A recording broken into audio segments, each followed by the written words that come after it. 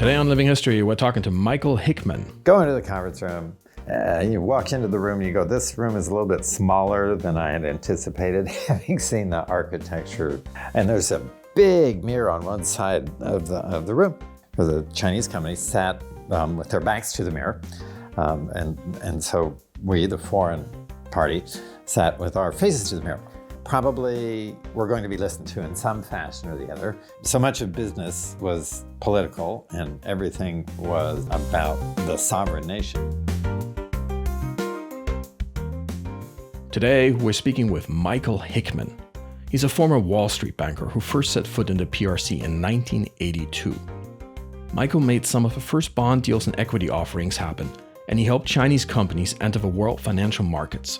And that made him an early witness to China's turn from planned economy to evolving into the economic powerhouse we know today.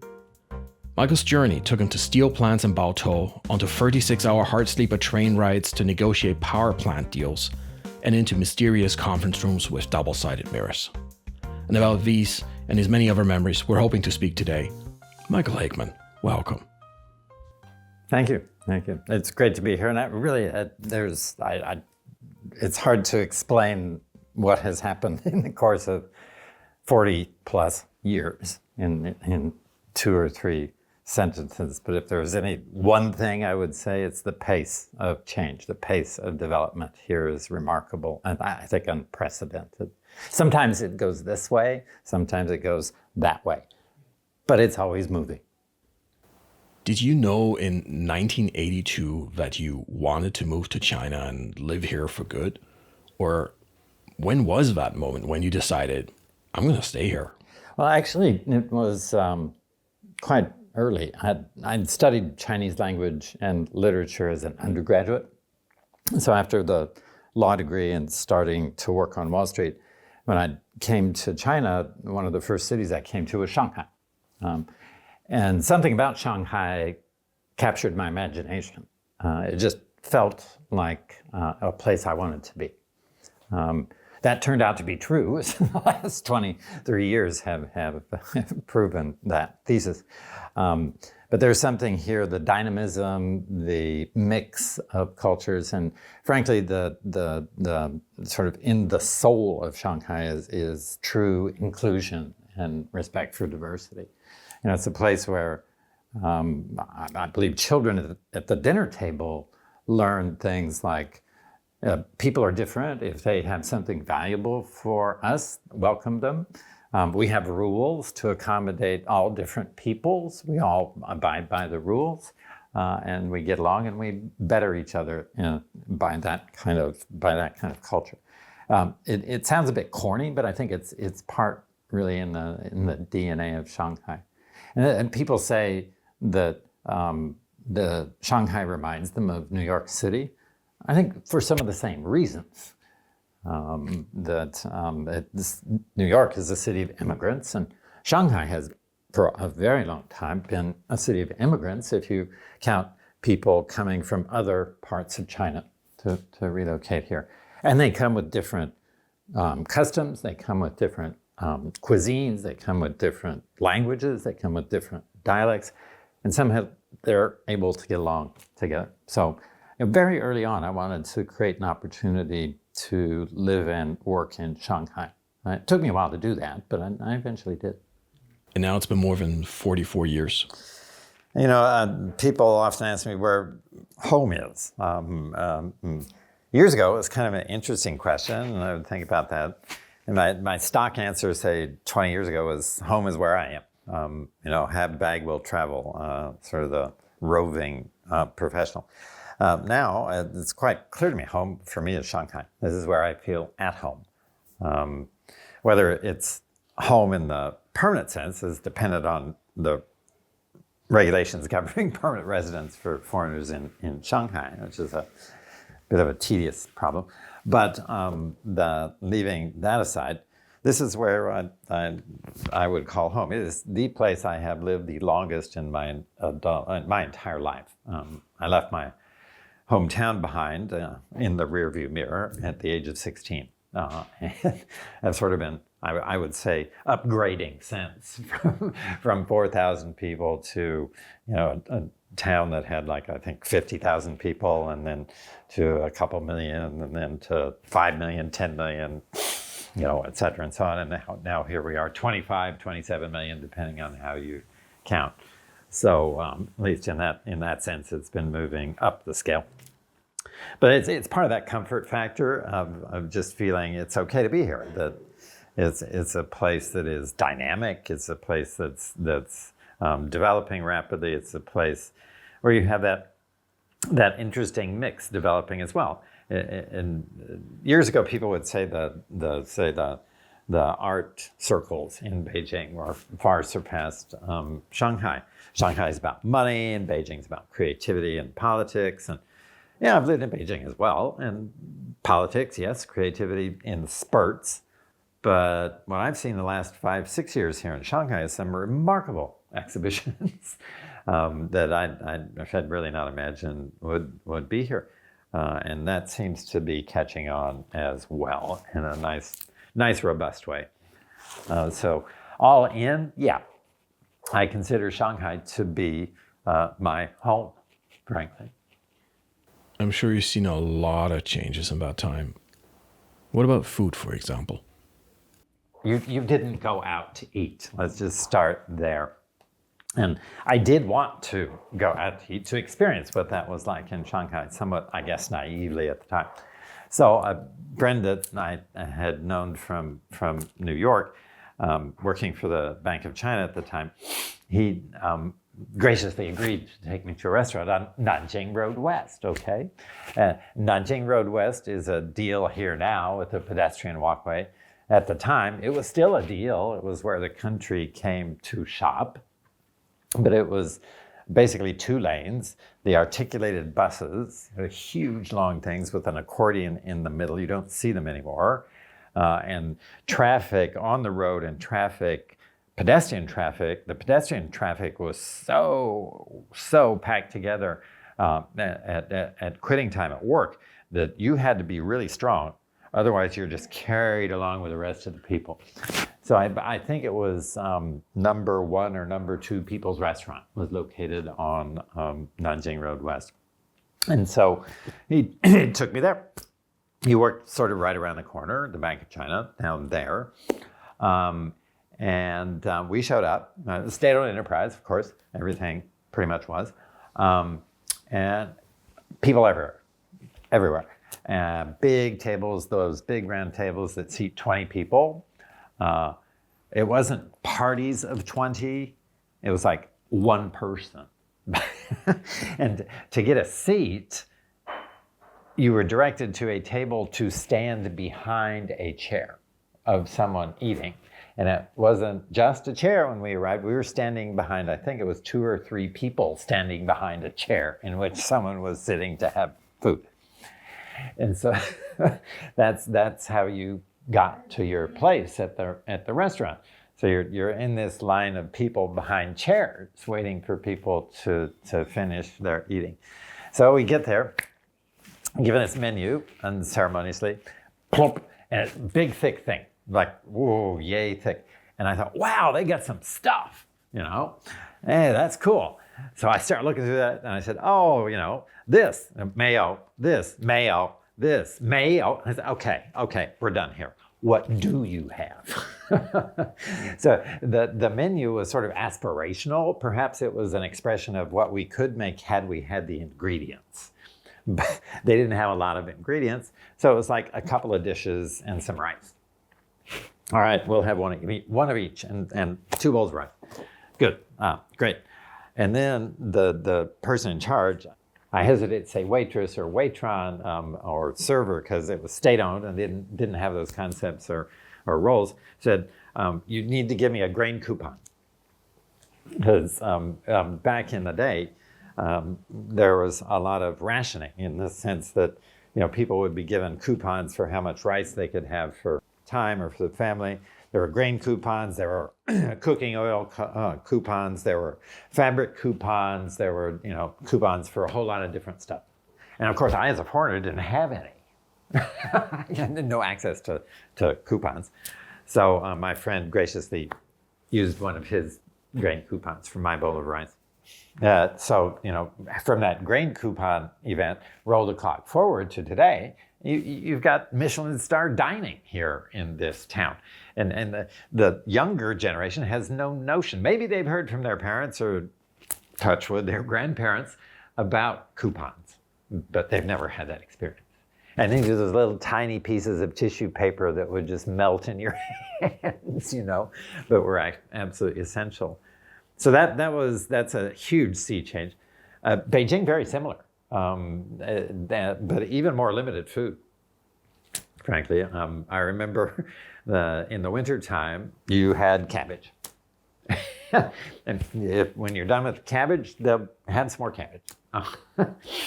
And to think back to what that was like, the five-star hotels were obviously, they had their buffets and their breakfasts, etc. And I recall quite vividly when Maxime's of Paris opened in Beijing. At first, I thought this was some rumor, cannot be true. But it turns out it was true. There was this woman, last name Song, not related to that Song family, but Madame Song had brought Pierre Cardin to China. If you recall, he designed the flight attendant uniforms for, I think it was Air China, Guohang, and that was a big deal. He also came and did a fashion show here in China, and that was all with the assistance of Madame Song. She herself was quite a remarkable character. She met and fell in love with I believe, Hungarian or Bulgarian gentleman who was in the arts field, also a member of the International Party. And she was allowed to get married. And I say allowed because at that time for a Chinese to be able to marry a foreigner was really, really unusual. And she did, and she'd had the art scene, and she'd lived in Europe, and then she came back to China, and she was known for her style and her grace, and then the Pierre Cardin connection, which I think in some way led to Maxime of Paris opening here. And I remember taking a client there in the dead of winter. And so you're wearing layers and layers and layers. We think it's cold in the winter here. Now, no, sorry, it's not. It's cold in a city where there's very little heat. You can't just get away from it. I don't care about the dry and the wet. Yeah, I get that. However, cold is cold. So you're going out, you dress like you're going out to the cold. Get to the restaurant, go up this flight of stairs, beautifully carved woodwork, sort of Art Deco style. At the entrance to the restaurant, there she is. Very elegant. Sort of standing there greeting everyone. She was the maitre d' or the maitresse d', I don't know what one would say in French. And she was clearly in charge. That was her space. And the fireplace and the woodwork. And they also had I believe when the night I was there, the first time was a cellist live playing classical music. Beijing in the early 80s. I mean, please, how is this real? The other striking feature of that restaurant was heated. It was so hot. The evening consisted of shedding various layers to the point where I actually had to retire to the restroom and remove some of the internal layers. I was just sweating like a sauna. So that was a compare and contrast that was really quite remarkable. And I suppose in retrospect, you look at that and think about how now such a dining experience would be very passé in Beijing or Shanghai or Guangzhou. And you would have, food-wise, much better offerings and interesting venues, et cetera, and so on. A lot of indigenous creativity, all sorts of Chinese cuisines here at various price points, and wildly popular. So again, very, very different experience nowadays, and better quality of life all around. Today, when we walk down the street with faces like you and I have, nobody in Shanghai bats an eye. But I wonder, what was it like back then? You got it. Yeah, I mean, another sense of it is when the personal experience of interacting in Shanghai is different than other cities in China. Just because you have a face like this, or dress a certain way that wouldn't at that time have been accessible to a resident, it didn't matter. It just simply didn't matter. Nonplussed is the right thing. Everyone's sort of like, oh, it's a visitor. It's somebody from outside of China. That's fine. I would open my mouth and speak Chinese, and they would just accept the fact that I'm speaking Chinese. They wouldn't say, as you get in many other places in China to this day, 你中文特别好, right? This immediate enthusiastic response to your ability to say 2 syllables in Chinese. It's endearing, yes, but it's a bit exaggerated, and it sort of emphasizes difference as opposed to sameness. And in Shanghai, you speak English to me? Great. I'll speak some English to you. You speak French. I'll try a little bit of French. You maybe throw in some, Mandarin. You speak Cantonese. We can go there. And all just part of daily life, just routine, normal, that people are different. Even in 1982?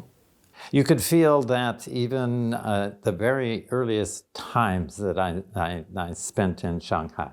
You could certainly feel that in the reaction of people. There was a novelty, of course, because there were so few people from outside of China, anywhere in China, at that point in time.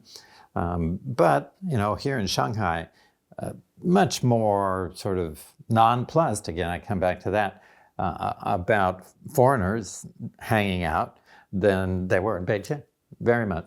And in Beijing at times, you could be such a curiosity that you would be surrounded by 20, 30 very curious people, which could be intimidating for some. It never really bothered me because I knew there was no evil or aggressive intent, and it was curiosity.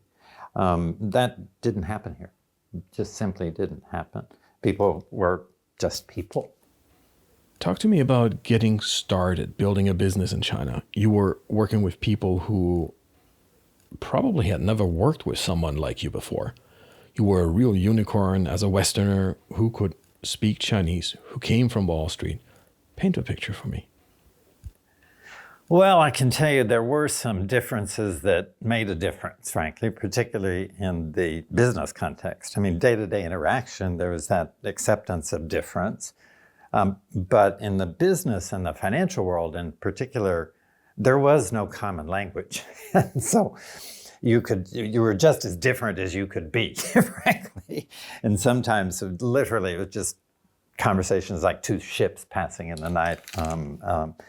I remember one of the very early business trips here, again, 1982, came to Shanghai with some very eager investment bankers from Europe who were convinced that the Bank of China absolutely must issue Swiss franc denominated bonds. Just now was the right time. China had just started, the open door policy in 1979. Everything looked great, huge opportunity. They were going to need some diversification of currency and funding, sort of get the portfolio right. I mean, these things had no meaning, honestly. But we were well received, very gracious hosting, and very patient listening, and they found the terminology of the financial bond industry or the bond industry very confusing, as would almost any person. And for me, it was a challenge to find the Chinese equivalents, because those also simply did not exist. How would you describe something like a financial bond to somebody coming from a planned economy? Right. Very slowly. To describe just the basic concepts and what is a sinking fund and how repayment works and what's an interest coupon, et cetera, and so on, compounded interest, one had to really break it down to the very, very basic elements. the bankers came at it like everyone in the room would understand everything they said, and they could have a conversation at a fairly sophisticated level because they were dealing with the Bank of China. On the other hand, they were dealing with a bank that had been pretty much closed off from the international financial industry for its natural life. And so you had to do the best you could and gauge the audience, and then really break it down to sort of finance 101, if you will, to how one might discuss the very fundamentals to your daughter. She's trying to learn some of these things as a school child. So the common vocabulary did not exist. However, the Chinese counterparties knew that this visit was a good thing. The goal was to open to the outside world, and these bankers, they were, if I recall correctly, rather tall, large, blonde, blue-eyed people, all men, of course, that they should be welcomed and treated as honored guests and listened to very attentively and sent along their way. And that's exactly what happened. I mean, it was quite a few years later when China started actually, dipping its toe lightly into the financial markets around the world, debt and equity included. But those first meetings, those first interactions, those first conversations were formative. They helped set the foundation for later conversations and later transactions that then became normalized. Without those, the latter would never have happened. At the beginning, there was also this very robust system of disseminating information that happened behind the scenes in China. An early complaint of international business people, financial and others, was that the decision maker is never in the room. And that, to some extent, is still true to this day. But that meant that how you were conveying your ideas, how you were trying to show that the what you wanted to do, what transaction you wanted to do was good for them and good for their role in the economy, needed to be clear, because they would then, the people you're talking to, would turn around and communicate out of your hearing, out of your sight, to decision makers. So again, another reason to be very, very clear, break it down, make sure you're communicating, and when you're done communicating the first time, then you communicate again. The basic roadmap to success, in my view, in the early days, and even today, was over communication. The gaps in understanding hide in what people think they're implying by what they're not saying. And so when you have a native speaker of Chinese in this context, they think their counterpart will, of course, understand them, because everyone understands this means X, Y, and Z, and I'm actually saying no when they say, oh, gee, let me take that away and think about it. Well, on Wall Street, that means let me take it away and I'll think about it. And you call them again on Tuesday, have you thought about it? And they say, well, not quite yet, but call me tomorrow. And then they'll have an answer. Oftentimes, something similar here is no. So those both the direct communications need to be very structured and tailored, and the implications need to be fully understood. And I spent a lot of my time filling in those gaps when you have the native speaker of English coming in, going on and on and on about what they want to do in a particular M&A transaction, and you can just tell, even if there's English language capability in the counterpart, they're not catching the nuance. And then you have to make that into something comprehensible and comprehensive in Chinese. So, people think it's a mechanical sort of routine. It's not. It really is not. I think of it this way. If you're doing that kind of work, being a bridge in high-stakes situations, it's like you have a Tudor mansion over here on the left side of a small riverbank. It's 2-3 stories. Beautifully done. You take it apart down to the bricks and the wood and the stones, and you ship it across to the other side of the riverbank, and then you use those same materials, but you instead build a pagoda. So you need to really break it down, take it across, build it up again. And by doing that and using that as a communication technique, you can actually get there. Because after all, there is commonality. There's a reason why deals work. And there's a reason why, that very first equity deal that I concluded in Baotou, Inner Mongolia, that company still exists. It's still making off-highway dump trucks. And it was a hard deal. It would be a hard deal to do now in any country. But somehow we got it done. Tell me how you got to Baotou in 1980. 1980. What happened there? The 1987 deal in Baotou, Inner Mongolia was a really interesting intersection of economic development stages, if you will. There was a plant, a manufacturing plant in Motherwell, Scotland, which is basically nowhere Scotland is, right in between, no offense to Motherwell, it's right in between Edinburgh and Glasgow. They had made off-highway dump trucks for years. And these are those big, big, big things. They call them off-highway because that's the only place, they can't go on the highway. They're too big for your ordinary highway. Their role and their reason for existence is to build major infrastructure where you need to move stuff around in incredible amounts in an efficient manner. And so when you're embarking on the build out of an infrastructure, including highways, superhighways, airports, big stuff, you need one of these big dump things to move your earth around. Otherwise, you'd be forever with the little tiny toys, right? So this was sitting basically idle. Europe was pretty much built out.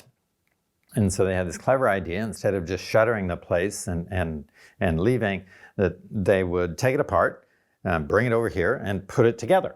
And the question was, where? So they engaged in a preliminary discussions, and an old Soviet-era industrial plant in Baotou in Inner Mongolia was targeted. This would be the perfect place for you. They have some stuff. You can bring your stuff, put their stuff and your stuff together, and it'll be all new great stuff. That's kind of the basic concept. But can you imagine how complicated it is to take a plant apart, ship it across, and bring it back over, and who bears the risk of what, and what's the timing, and what's the quality assurance, and of course, what's the price? Who gets how much equity for that equipment? So those negotiations were long and hard. A lot of communication had to happen. A lot of writing had to happen. A lot of dinners had to happen. A lot of trips to Baotou had to happen. A trip to Scotland had to happen.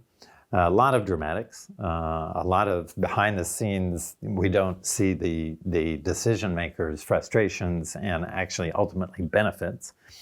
And we finally got it done. I'll never forget, there was, to give you an idea of the welcoming nature of things, after we were done, we signed this one in the Great Hall of the People.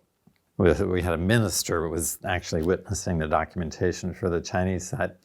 And we had a small dinner in Beijing, but then a big celebration in Baotou. And this was in an auditorium with 3,000 of your best friends. And the Chinese counterparty had all these dancing troops and singing and this show and that show, very, very nicely done. But something you wouldn't expect in the West, even to this day. Once they had done their gala, they did expect the foreign friend to do something, to give something along those lines. And of course, I had these people who were going, oh, no, I can't. So I took it upon myself to help out the client, and got up and sang a couple of songs in Chinese, brought down the house. And then one of the Scottish gentlemen who was on the negotiating team was not going to have it. He was just going to do something. So he got up and he said, Michael, you have to come with me, and drug me up to the stage again. He said, I am going to recite a Gaelic poem. And Michael is going to translate for me. So I said, oh, sure. right? And so I translated that into Mandarin, and they're all waiting breathlessly. And so Alistair launches into his poem, and apparently, recites a stanza. I, of course, have no idea what he said. Nothing. Zero. I mean, less than zero, except he paused. So I figured it was my turn. So I just made up a story. On the spot. You just carried on. I think the story was about a little mouse or something. It was winter, so maybe I was thinking Christmas and a little mouse and, that kind of imagery. And so, I said a few things about the same amount of time about this mouse running around doing stuff, and then stopped and looked at him. So he had no choice. He had to continue. And so we finished this, and he finished his Gaelic poem. I have no idea what he said. I finished my story about the mouse, and everybody loved the story about the mouse, brought the house down. And so we departed. 10 years later, I met him on a trip to Hong Kong. And he said, well, Michael, what did you say? And I said, well, Alistair, I'll tell you if you tell me first. So that, is kind of a fun story, but you had to be nimble. You had to sort of give up a bit of yourself, I guess is the right answer, and just, to get rid of any airs that you might have or any expectations that you might have about how people should behave, and try to see through to how people were actually behaving and respond in kind. Which is not to say you don't meet challenges. I mean, there have been some very difficult situations over the years as well. But again, I come back to that overarching sort of concept that the pace of change here has been tremendous. In those days, when you were dealing with Chinese clients and partners and customers, what would they want to know about foreigners? Because like you said, they were often from state-run companies, and this was completely new. Oftentimes there were different things that the Chinese person or the Chinese company wanted to know about the foreign counterparty. And sometimes they were also rather amusing, things that were quite intrusive, like how much money do you make? They still get that question. How much rent do you pay? How much is your house worth? Things that are viewed even to this day as pretty intrusive on privacy. And they would also say, oh, how do you like Chinese food? Oh, can you use chopsticks? Oh, this curiosity about you look different, but are you the same? I mean, that seemed to be a lot of the thrust of those points of curiosity. In the early days, honestly, a bit of sort of wanting to go overseas, wanting to take that experience from the foreign visitor and try to digest it. They may have seen, things in the media or in the press and pictures and sort of an idealized view of what that would possibly look like. As an American, I often heard, it's America is everybody's got money, and it's, all this idealized notion of what the United States is about. And frankly, both sides had the same. They were just aimed at different things. So I did spend a lot of time away from the negotiating table explaining, no, that's not really like that. And nowadays you find yourself doing the same thing. No, not everyone in the United States of America has a gun. No, you can still go to school in the United States without being shot. So bridging that gap in a different way. The hosts here are inherently gracious. That's part of the culture, and they're inherently curious. Part of that graciousness, but they're also inherently us and them about it. There's a time-honored principle of organization of society here, that there is a distinction between the inside and the outside. So even down to commonplace terms, like foreigners in China, whatever nationality, they're called Lao Wai. And a Wai means outside. Lao is somewhat of an honorific. So yeah, you're respected because you're from somewhere else, you're a foreigner. On the other hand, you're on the outside, right? That, inside and outside will forever never meet, right? Inside and outside is different. It informs business, it informs communities, it informs how you're dealt with if you have a multinational family. It just permeates everything. And I think, honestly, I'm not an anthropologist, but I think it goes back to the organization of the extended family and the clan in China, frankly. And you see that much stronger in areas where the clan culture still exists, the big interrelated family as a decision-making unit, which subordinates the individual. That's another thing. I mean, the subordination of the individual to that greater community is because you're on the inside of that community and everybody else is on the outside. So yeah, go and achieve, but bring your achievements back to benefit all of us. And go and don't mess up, because your mistakes, your shame brings dishonor to all of us. And so the shame and honor and the guilt and not and sin kind of mix here is very, very different. And people also in the business world, I think, fail to appreciate those differences as well. I'll never forget one conversation years ago. It was in the context of trying to negotiate a joint venture with an enterprise from North Korea. I probably shouldn't say this because I'm American, but maybe it was okay. I don't remember. Anyway, the meeting happened. Sitting in a conference room in Beijing, there was a Japanese counterparty, there was a Chinese counterparty, there was a North Korean counterparty. And the idea was to do a joint venture of some sort in North Korea. And man, linguistically complicated beyond belief. There were pieces that could only do Chinese and Korean. There were pieces that could only do Japanese and Mandarin. There were pieces of Japanese and English. There were pieces that could only do English and Mandarin. It just took forever linguistically. And aside from linguistically, culturally, wow.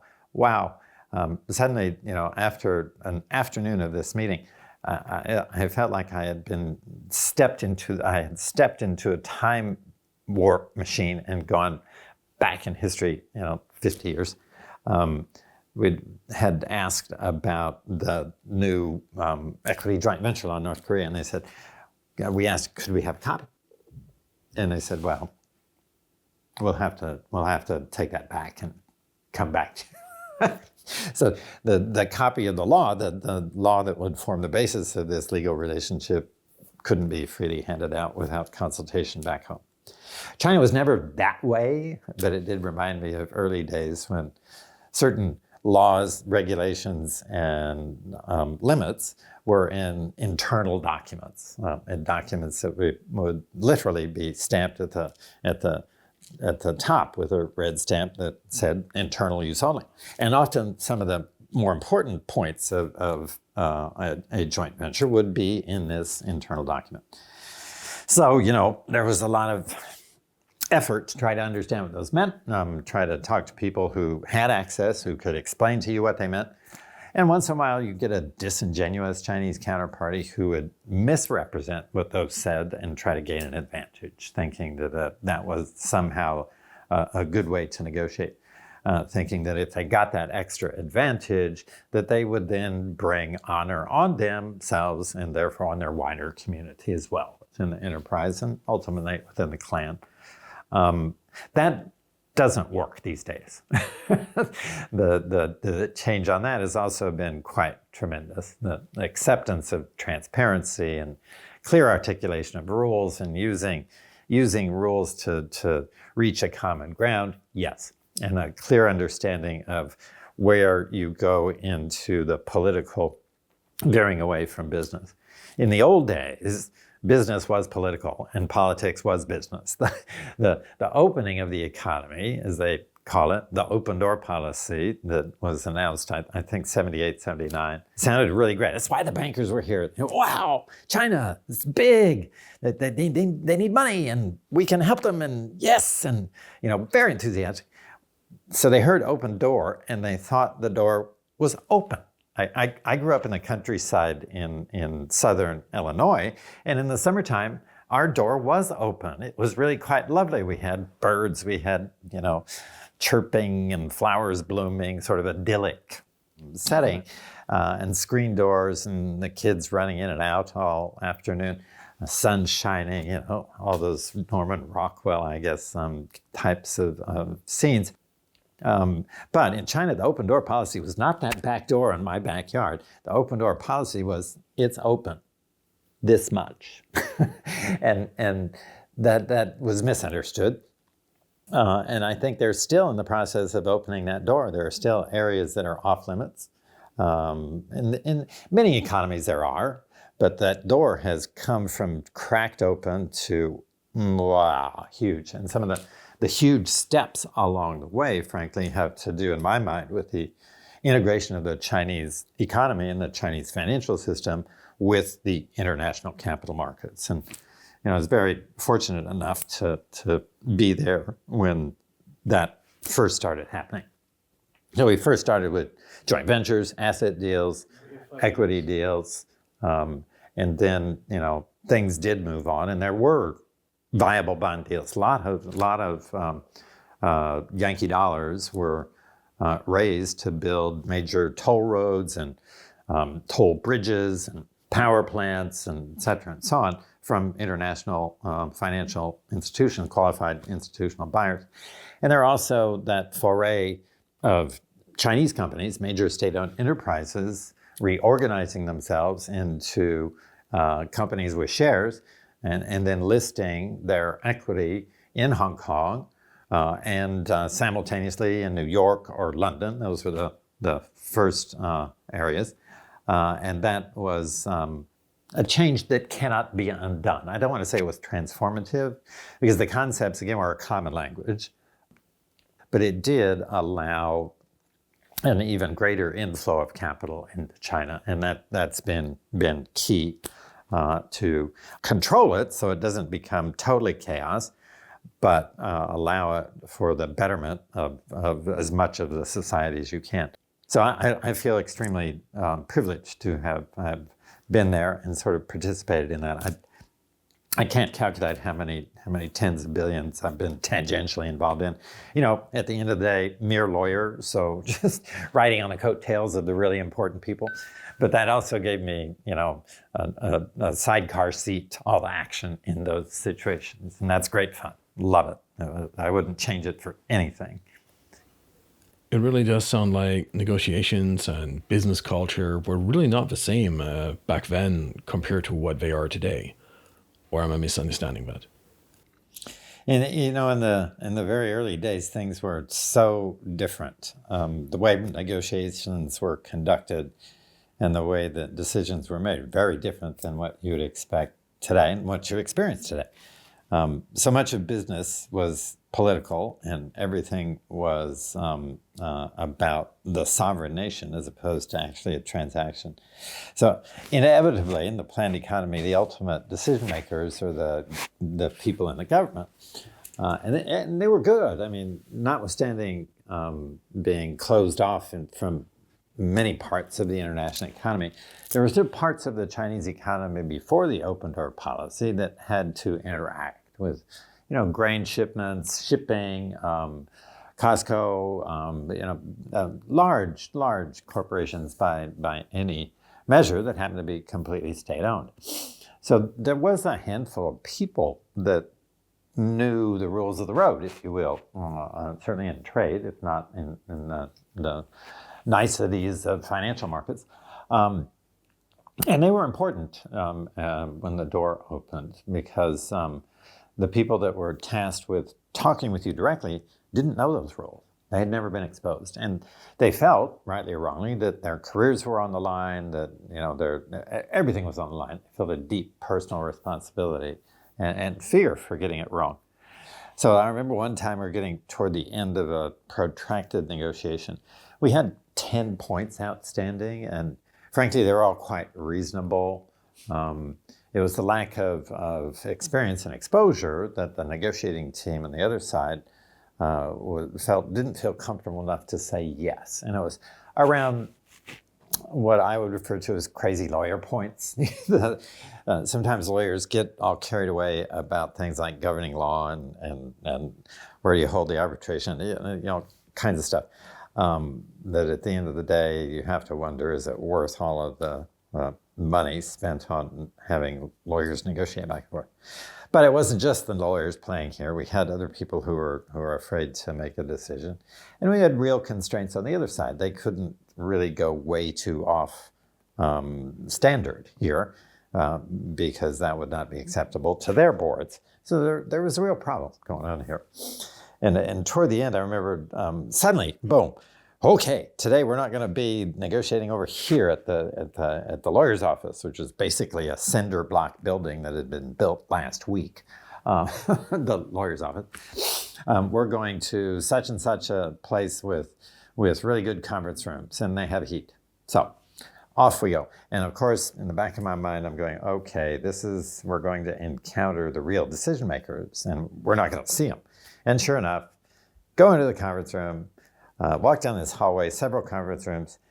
You walk into the room and you go, this room is a little bit smaller than I had anticipated, having seen the architecture along the way. And there's a big mirror on one side of the room, big conference table. And the Chinese representatives for the Chinese company sat with their backs to the mirror. And so we, the foreign party, sat with our faces to the mirror. And we went over these 10 points, like time and time again. And I told my client, I said, look, probably we're going to be listened to in some fashion or the other. You're not going to see who's in the room. Don't be alarmed.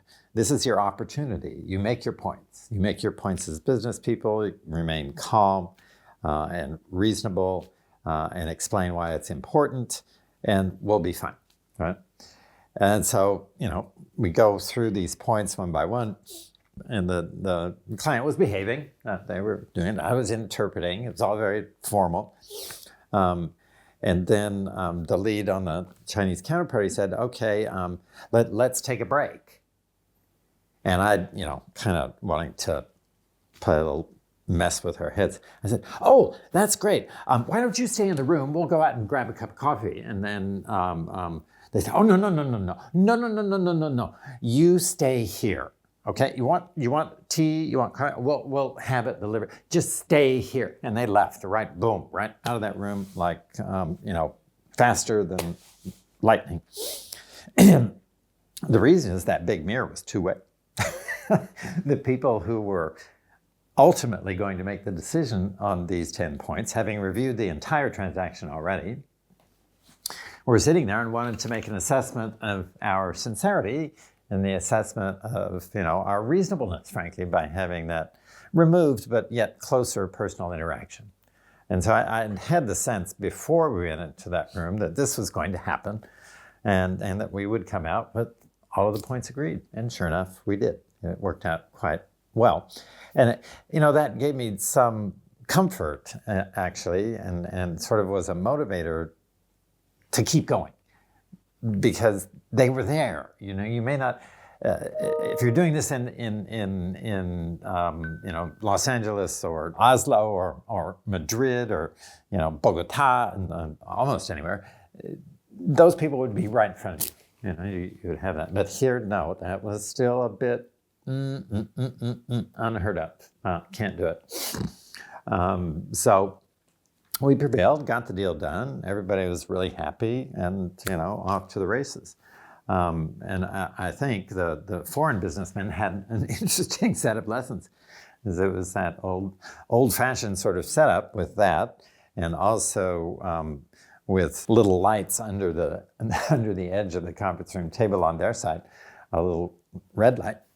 So when the people who are watching and listening wanted to have a break so they could go and report that hit the red light, and then we have a break. Michael, one final question. Every foreigner gets basically the same question when they visit back home. And since you've been here for more than 42 years, I wanted to know how you would handle this. And it's, what is it like to live in China? Well, the other aspect of living here is the contrast in the way people in home country, the United States, react to the fact that you live here. When you go back to visit, or I had a high school classmate. I came from a little tiny town, 4,000 people. It's not near anything, okay?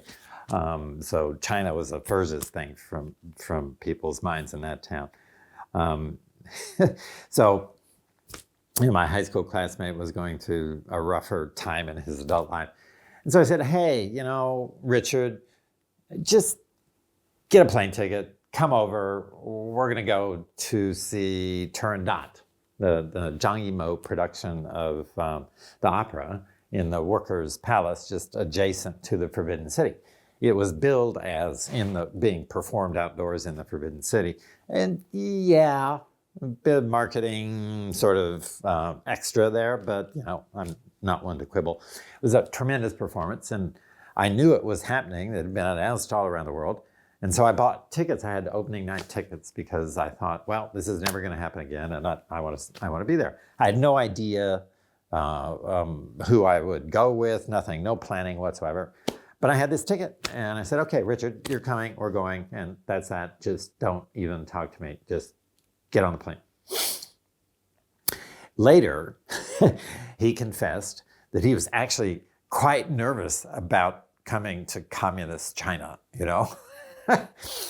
And he couldn't believe it. We're in China, we're going out to these small little restaurants in Beijing with to have jiaozi, fresh made right in front of your eyes, and going and seeing this and walking down the streets and carrying on at the market, and then seeing this really top-notch production. It kind of got panned by the critics, I think, but it was such a grand production. Who cares how well they sang? To be in that setting and have that Puccini opera, which is Puccini's vision of what it would have been like to be in Peking at that time, it was amazing. We had the Imperial Drum Corps, the successor to the Imperial Drum Corps, doing the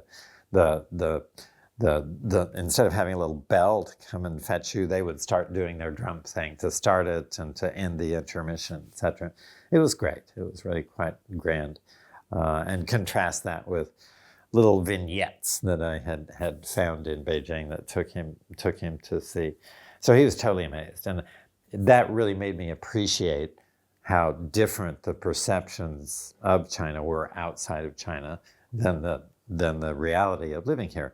The most important lesson, or the most important experience that Richard had, I think, was that he lost all of his preconceptions. He understood pretty much on day one that this was a robust economy, and people were making stuff and selling food and having their own little restaurants and carrying on and drinking beers and going out to discos and seeing operas, just like you would expect almost anywhere in the world. It just didn't feel like there was anything sort of communist about the whole experience. It just didn't make any sense.